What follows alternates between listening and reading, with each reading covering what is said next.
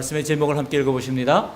성령의 열매를 맺자. 우리가 너무나 유명한 갈라디아서 5장 22절 23절 말씀을 늘 암송하고 있을 줄 믿습니다. 우리가 기도하면서도 종종 기도 제목에 보면 성령 충만할 수 있게 해주세요, 성령 충만을 위하여 기도 제목을 내는 경우들이 있죠. 그런데 그 다음이 문제예요. 여러분, 제가 고등학교 때 친구 또 대학교 때 친구들 중에요, 그때 막 성령 충만해가지고 방방 뜨던 친구들 가운데 지금 만나면 교회도 안 나가는 친구들이 있어요. 그래서 너 어떻게 된 거냐 그러면은 내가 교회를 떠난 거지 신앙 떠난 건 아니라 그래요. 이런 그런 말을 하는지 말이죠.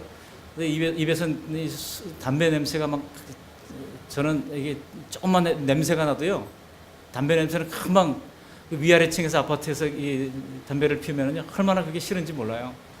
근데 그렇게 쪄들어가지고 살면서 신앙 떠나지 않은 거라 그럴 때 정말 하나님께서 긍휼을 베풀어 주시기를 기도하는 마음이 있습니다.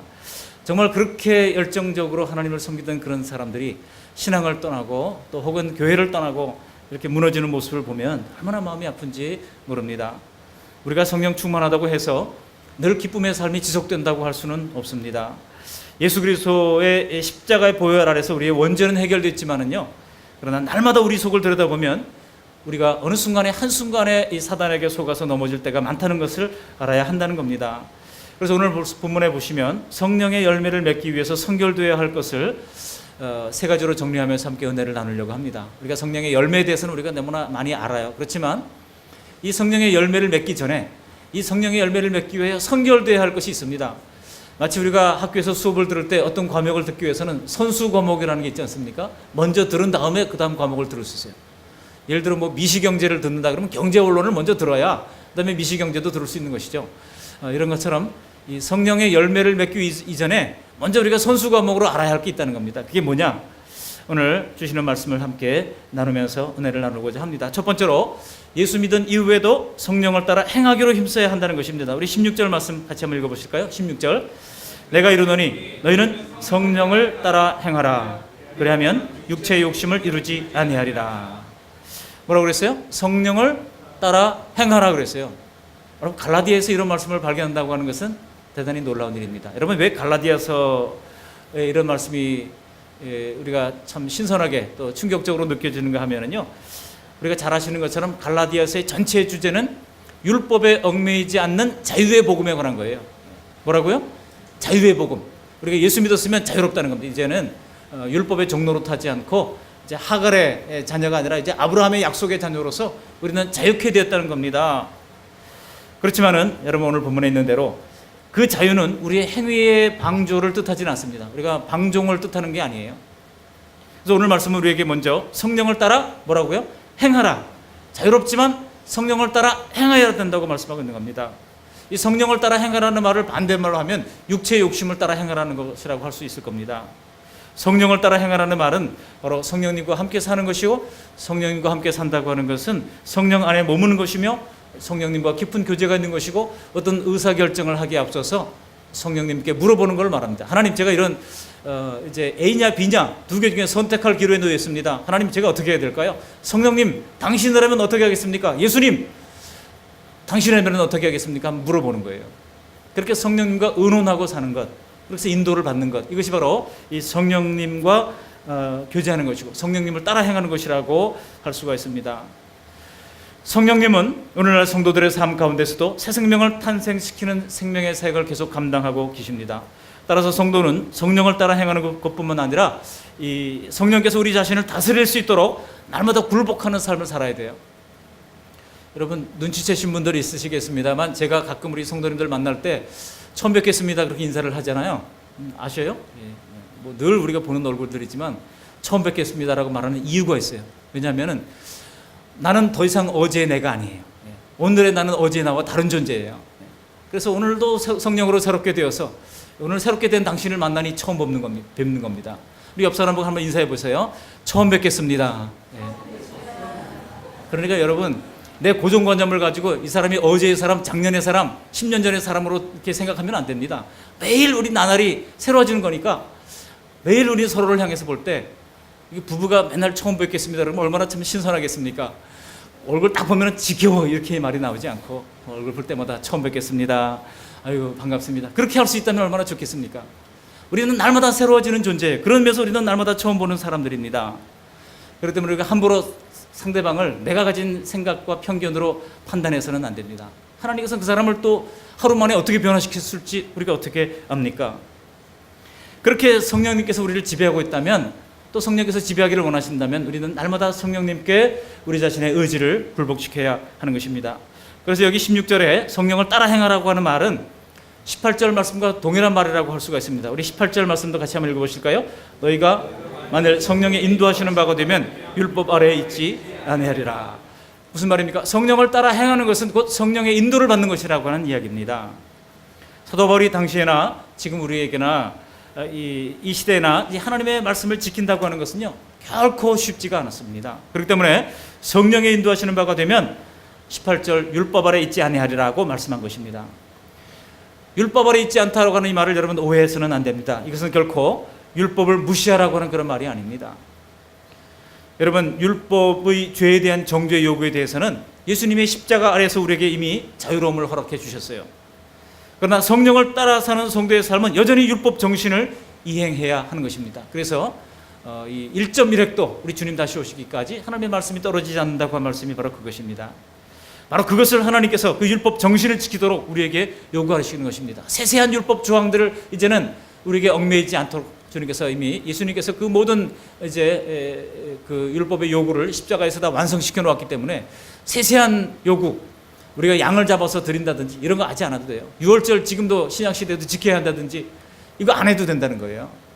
근데 이걸 꼭 지켜야만 한다고 주장하는 데가 있죠. 하나님의 교회라든지 이런 데서는 그렇게 하고요. 또 선택적으로 그렇게 하면서 또 구약율법을 다 지켜야 할 것처럼 얘기하지만 또 그들은 여전히 토요일날 예배를 드리면서도 여전히 또 어떤 것은 안 지키고 이렇게 이율배반적인 모습을 보이고 있습니다. 우리는 율법의 세세한 조항에 대해서는 우리 예수님께서 십자가에 당해서 이미 담당하셔 주셨어요. 거기에 대해서는 우리 자유로움이 있습니다. 그러나 그 정신만큼은, 그 정신이 뭡니까? 우리 예수님께서 아주 정신을 아주 딱 두 가지로 요약해 주셨잖아요. 뭐예요? 하나님 사랑, 이웃 사랑. 하나님 사랑, 이웃 사랑. 이게 모든 온 율법과 선지자의 강령이라 그랬어요. 이게 강령이 뭡니까? 이게 아무래도 프린시플, 원리라는 겁니다.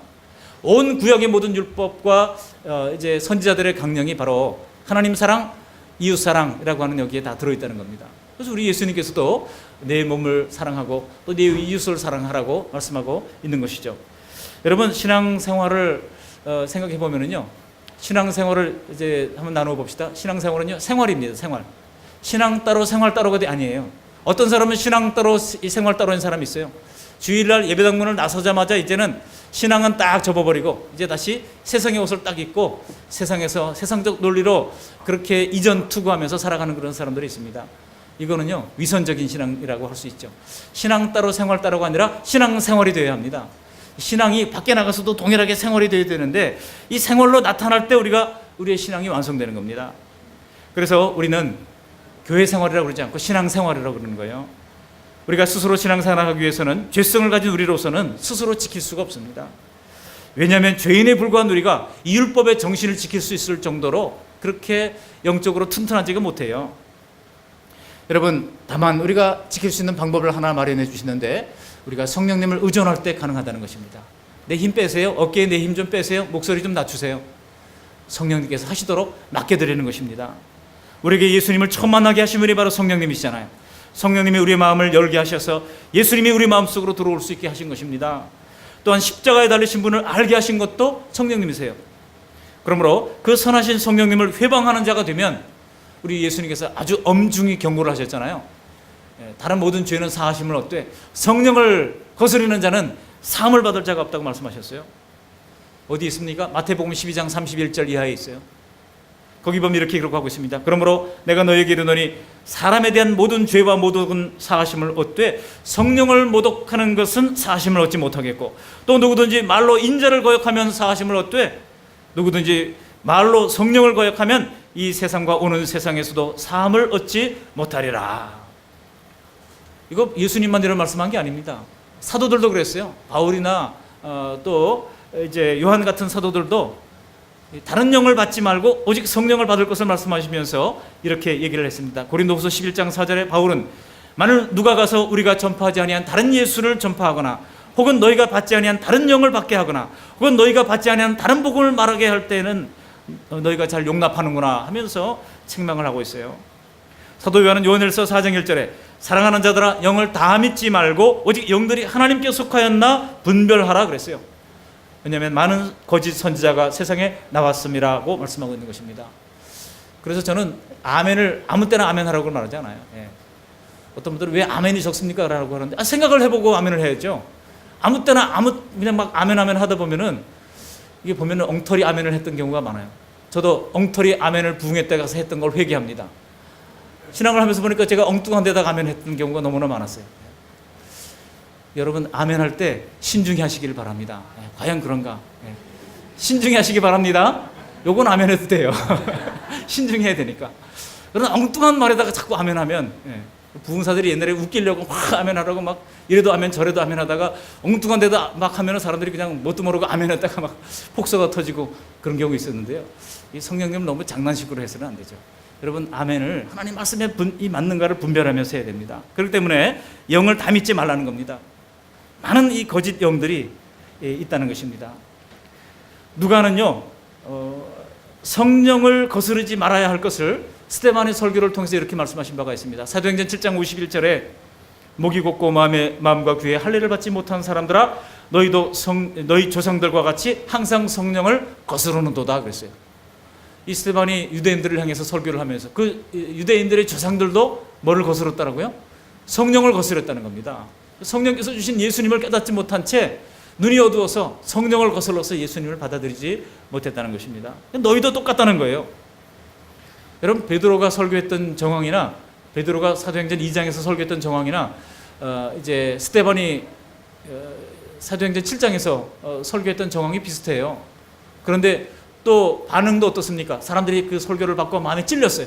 마음이 찔렸지만 그 행동이 어떻게 나타났습니까? 2장에서는 사람들이 우리가 어찌할꼬 가슴을 치면서 회개하고 하루에 3,000명이나 세례받고 주님께 돌아오는 역사가 있었지만 7장에서 마음에 찔림 받았던 성도들이 사람들이 어떻게 했습니까?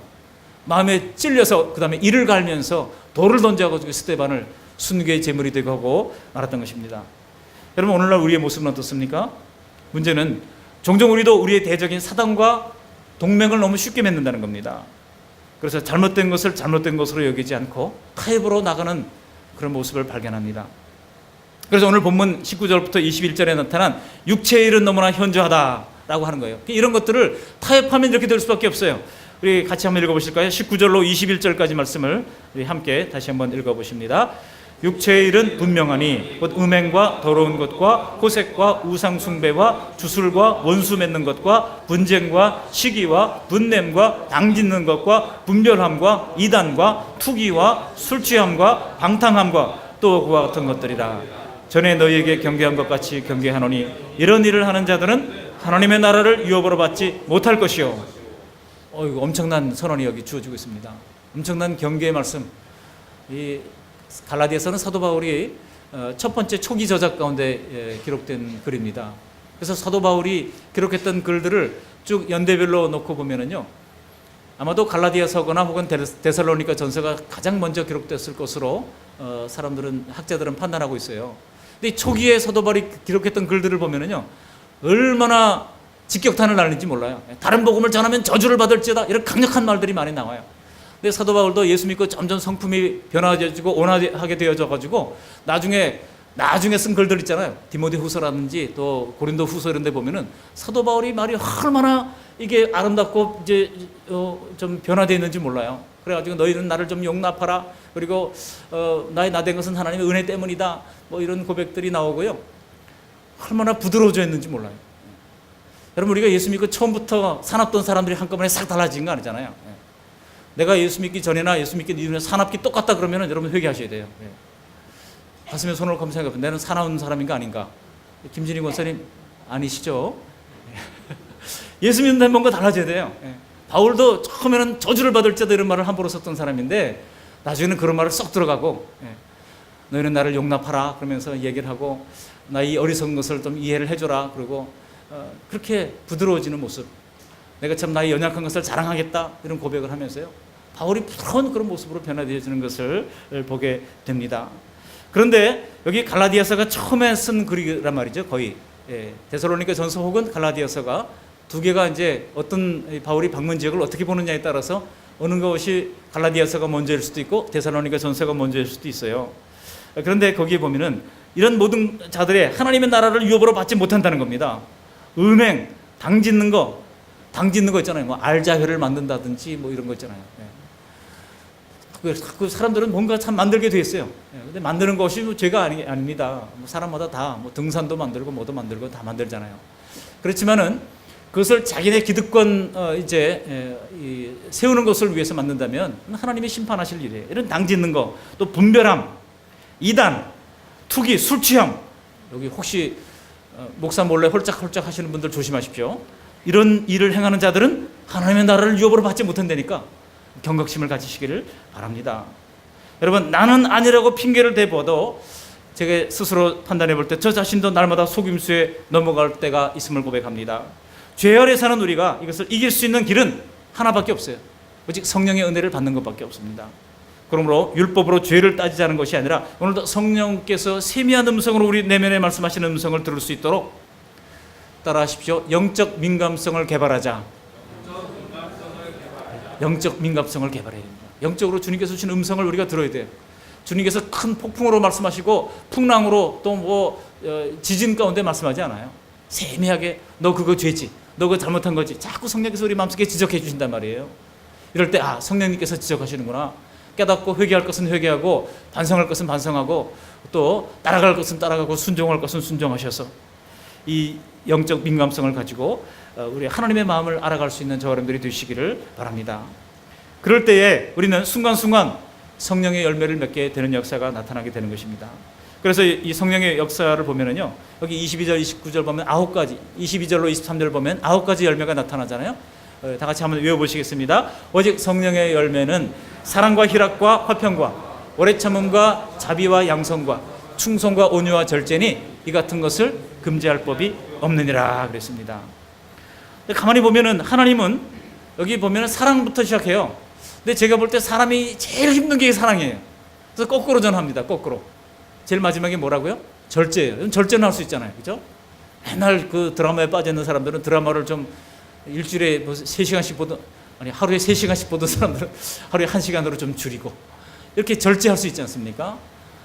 너무 그냥 뭐에 커피에 중독된 분들은 좀 커피도 좀 줄여보시고, 이렇게 너무 뭐 또 게임에 중독된 분들은 게임에, 스마트폰에 중독된 분들은 좀 줄여보시고, 이렇게 절제하는 것은 우리가 노력으로 얼마든지 할 수 있어요. 그런 절제. 하나님은 그 자체가 사랑이십니다. 우리는 조금만 일에도 참 절제하지 못하고 무너지기가 쉽습니다.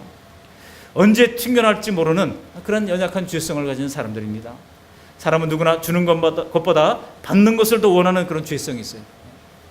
받는 것 더욱 좋아하니, 낮엔 해처럼 밤엔 달처럼 우리가 그렇게 살고 싶은데 그렇게 살지 못하는 것이 우리의 문제입니다. 그러나 그냥 마음을 열고 우리가 사랑하려다가 하다 보면 여러분, 내 힘으로는요 실망할 수밖에 없어요. 오히려 사랑하려고 그러다가 상처를 받는 경우가 더 많습니다. 그러므로 사람의 마음을 따르기보다는 성령님의 마음을 따라서 행할 때 여러분, 내 힘으로가 아니라 성령님의 능력으로 우리가 감당할 수 있게 되는 겁니다. 우리 예수님의 사랑은요, 피 흘리면서 안아주는 사랑이에요. 여러분, 고슴도치를 안아주려고 그러면 어떻습니까? 사람들이 다 마음이 고슴도치 같잖아요. 여기 자기 경계를 딱 정해두고 요거 넘어오면 너 찔려 하고 얘기를 합니다. 아이 그래도 괜찮아고 안아주려고 그러면 퍽 찌릅니다. 우리가 예수님의 사랑은 피 흘리면서도 안아주는 거예요. 우리는 한번 찔리면 나도 뭐 가시가 없는 줄 알아 하고 또 그다음에 자기 가시를 연마를 합니다. 그래가지고 너도 한번 나에게 이제 찔리게 했으니 한번 나도 한번 찔릴 거다 하고 자기 경계를 딱 울타리를 쳐둡니다. 그러다가 어느 순간 그 사람이 넘어 들어올 때 봤지? 하면서 우리는 더 크게 팍 찌르는 거예요. 이러니 이 악순환은 계속될 수밖에 없어요. 비록 우리가 성도라 할지라도 마찬가지입니다. 성도라 할지라도 이런 심리적인 이 보복과 이런 이제 악순환이 계속 일어나는 것이 예수 믿는 사람들 가운데서도 얼마든지 일어나는 일이고, 부부 가운데서도 일어나는 일이고, 가족들 가운데서 일어나는 일입니다. 그러나 우리 예수님의 사랑은 피 흘리면서도 안아주는 사랑인 것을 기억하시기 바랍니다. 내가 찔림을 받아도 그 상처를 사람에게 풀려고 하지 마십시오. 하나님께 그냥 고하세요. 하나님, 내가 아무개 때문에 이런 상처를 받았습니다. 어떻게 할까요? 우리 주님이 뭐라고 그래요? 원수를 사랑해래요. 야, 감당할 수 없는 걸 주님께서 하라고 하신다고요. 내가 원수를 사랑할 능력이 없는데, 아니 원수가 아니라도 사랑할 능력이 없는데 원수까지 사랑하라고 그러니 이거는 아주 자명한 사실입니다. 내 힘으로 할 수 없는 걸 하라고 그러니까 우리가 내 힘으로 하려서는 안 돼요. 성령께서 감당하도록 도와달라고 구하시기를 바랍니다. 이렇게 행하기를 힘쓰는, 성령의 마음을 따라 행하기를 힘쓰는 저와 여러분들이 되시기를 바랍니다.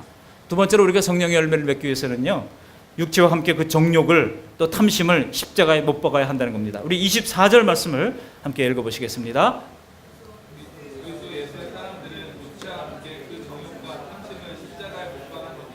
이게 우리 자신을 소개를 하는데 그리스도 예수의 사람이라고 그래요. 우리를. 그래서 여기에서 이제 착안을 해가지고 JPM이라는 단체가 있어요. Jesus People's Movement 해가지고 우리는 예수의 사람이라고 하는 거예요. 그리스도 예수의 사람들.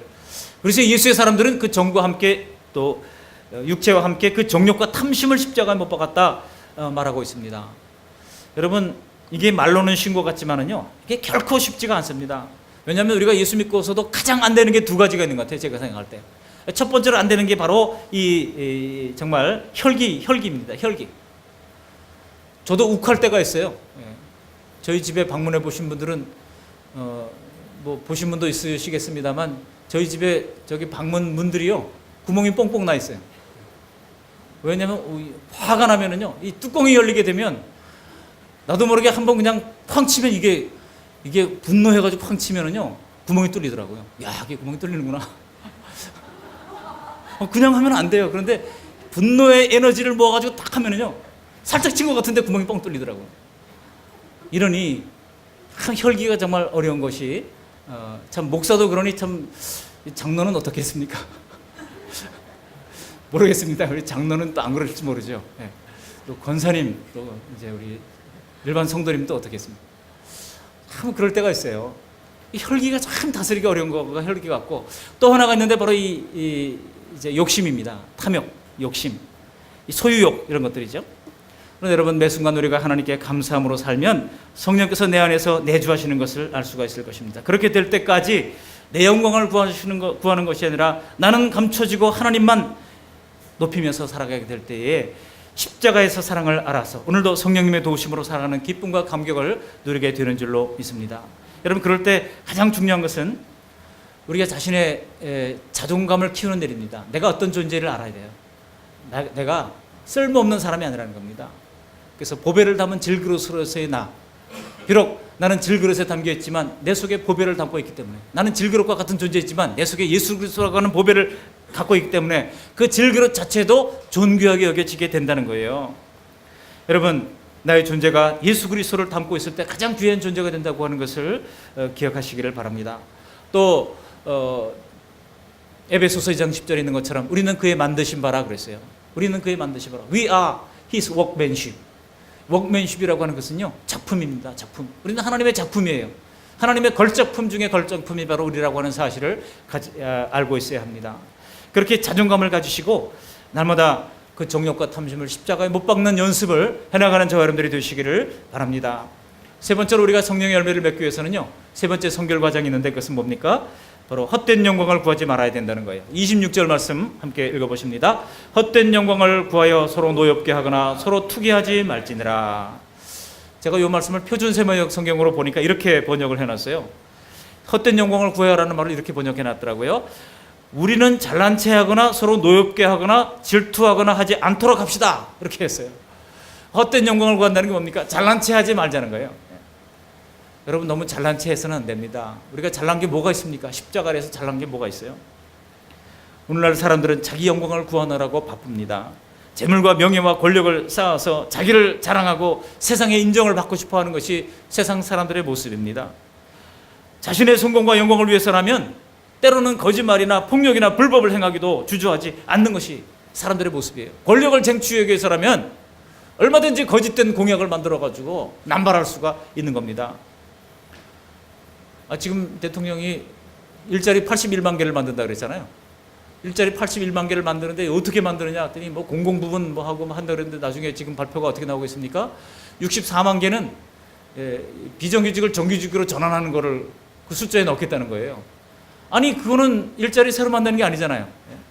82만 개를 만들겠다 해놓고 지금 64만 개가 지금 정규직으로 전환하는 거를 그렇게 숫자에 친다고 하는 거예요. 아 이런 사기가 어디 있습니까? 여러분 아무리 괜찮은 정부 같아도 정권이 잡기 위해서는요 어떻게든지 그것을 법률로 만들어야 될 것 같아요. 법률로 이 정권이 이걸 했으면은 정말 그걸 안 지키면은 뭔가 좀 제재 조치를 간다든지 이런 걸 법률로 아예 명문화 해놨으면 좋겠어요. 사람들이 혹해가지고 우리가 그런 실망을 한두 번 했습니까? 차선이 아니면 차악이라도 찍어야 한다는 것이 우리 투표의 논리지만은 이게 인간의 한계라고 하는 거예요. 여러분 아이러니하게도 여러분 사람들이 얻고 싶어하는 그런 것이 자신의 명예와 성공입니다. 그렇지만은 그거를 따르는 사람들은 그것을 얻지 못합니다. 오히려 자신의 영광이 아니라 하나님의 영광을 구하는 사람, 자신의 이익이 아니라 하나님의 이익을 구하는 사람, 또 교회의 이익과 이웃의 유익을 구하는 사람에게 하나님께서는 마침내 때가 되면 하나님께서 높이시고 때가 되면 하나님께서 영화롭게 해주시는 줄 믿습니다. 그 때문에 여러분 자기 영광만을 구하는 것처럼 어리석은 게 없어요. 지혜로운 사람은요 이런 헛된 영광, 헛된 욕심에 눈멀지 않습니다. 내가 도리어 세상에서 욕을 먹고 세상에서 질타를 당할 때 오히려 하나님께서 나를 어떻게 높이시려고 이런 일들을 행하시나? 우리가 그렇게 좀 여유롭게 반응할 수 있기를 바랍니다. 어리석은 자가 헛된 영광을 구하는 그 영광을 버리시고 참된 영예를 얻는 그런 모습이 뭐겠습니까? 그것은 첫 번째로 헛된 수고를 하지 말라는 거예요. 여러분 이솝우화에 보면 이런 얘기가 있습니다. 어떤 여우 한 마리가 포도밭을 지나가다가 야, 이 포도가 너무나 탐스럽게 맺혀 있으니까 그걸 먹고 싶은 거예요. 그래가지고 포도밭을 들어가려고 했는데 얼마나 촘촘하게 잘 막아놨는지 그 울타리를 뚫고 들어갈 수가 없어요. 몇 바퀴를 돌면서 작은 구멍이나 틈이 있는 걸 보니까 들어가려니까 이게 머리만 들어가고 몸이 안 들어가는 거예요. 그래서 생각하기를 내가 3일쯤 굶으면 들어가겠다 생각을 한 거예요. 그래서 3일 굶었어요. 그래서 홀쭉해진 여우가 드디어 그 구멍을 빠져 들어갔습니다. 그리고 이제 실컷 거기서 먹은 거예요. 실컷 먹고 나오려다 보니까 나올 수 있어요, 없어요? 못 나와요. 못 나와가지고 열흘 굶고 나왔다는 얘기가 있습니다. 여러분 우리가 이 땅에서 소유를 얻으려고 얼마나 노력을 합니까? 이리저리 노력을 해도 우리 만나를 주실 때 하나님 원리가 똑같아요. 많이 거둔 자도 남는 것도 없고 적게 거둔 자도 모자람이 없는 거. 우리 인생 살아먹고 이 노년의 결산을 해보면요, 많이 가진 자나 적게 가진 자나 별로 달라질 것이 없어요. 그래서 우리가 확보할 수 있는 이 스페이스라고 하는 것은 우리 들어갈 관밖에 없잖아요. 그만큼 여러분 아무것도 남는 게 없는 것이 우리 인생이라고 하는 것을 알아야 합니다. 그러니 여러분 헛된 수고하지 마십시오. 오직 하나님을 위하여 보람 있는 수고를 할 수 있는 우리 모두가 되시기를 바랍니다. 헛된 재물 쌓지 마세요. 여러분 헛된 재물을 아무리 쌓아봤자 내 것이 안 돼요. 전도서에 보면은요, 재물을 열심히 땀 흘려 쌓아 놓으니까 누가 가져가요? 다른 사람들이 다 가져가다는 거예요. 내가 회사를 키우는 분들, 우리 회사를 크게 키워봤자 밤잠 못 자는 사람은 누구예요? 그 사장은 밤잠을 못 자요. 이제 봉급날이 돌아오는데 어떻게 직원들 봉급 주나 걱정하느라고 밤잠을 자지 못해요. 이리저리 은행을 쫓아다니면서 이제 하는데요. 거기서 룰루랄라 하면서 즐거워하는 사람들은 다 그냥 편안하게 봉급 딱딱 받아가는 사람들이 편안하지, 사장들은요 밤잠을 못 잔다고요. 그러니 제게 내 눈에만 유익하지 내게 남는 게 없다고요. 남는 게 없는 것이 인생의 모습이라는 겁니다. 네, 여러분 우리가 주님을 위해서 봉사하면 주님께서는 그것이 동록도 쓸지 않고 도둑놈도 없고 하늘의 영광을 쌓는 것이라고 말씀하고 있습니다. 그러니 세상에서 헛된 재물을 쌓지 마시기를 바랍니다. 또 헛된 말을 버리라고 하는 거예요. 여러분 우리가 어떤 가정이 행복한 가정인지를 알려면은요, 그 가정에서 서로들 이렇게 대화를 해보면 알아요. 서로를 어떻게 부르는지를 보면은 압니다. 서로 존중해서 부르는가. 그걸 보면은 이 가정이 정말 복된 가정이다 하는 것을 알 수가 있습니다. 여러분 오늘 주시는 말씀을 잘 기억하시기 바랍니다.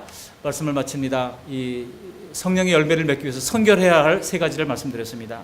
믿은 후에도 우리는 자유롭지만 그러나 성령을 따라 행하기로, 성령의 인도를 받기로 결심하시고 힘쓰시기를 바랍니다. 그리고 육체와 함께 그 정욕과 탐심을 십자가에 못 박고 예수의 도우심을 받으시기를 바랍니다.